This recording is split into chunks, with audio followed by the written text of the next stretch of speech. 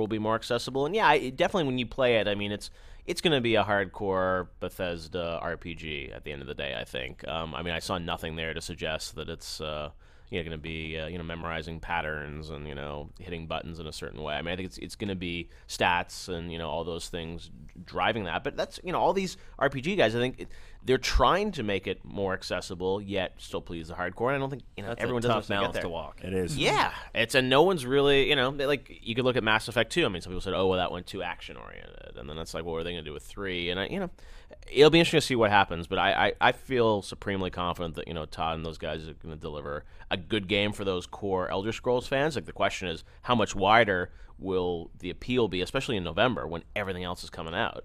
So it's like you've got Uncharted, you've probably got Call of Duty somewhere around there. I mean, there's a lot of big stuff. So Gears, Gears. Yeah, I mean, there's lots of big games. So in the November time frame, how much wider can a game like that go beyond the core? Because it's also going to be a huge game. Yeah.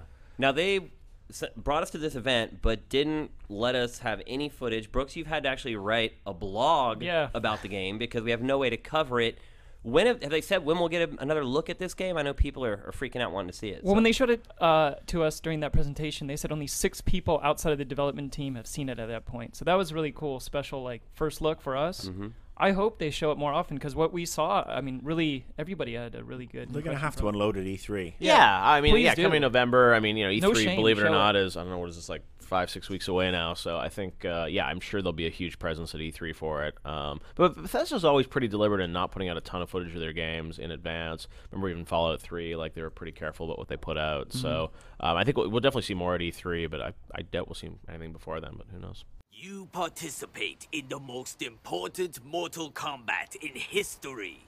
This tournament, the 10th after 9 Outworld victories, will determine Earthrealm's fate. All right, next up, I would say probably the biggest surprise so far this year, as far as the quality of the game versus my expectations, that game is Mortal Kombat. You think so? Yeah.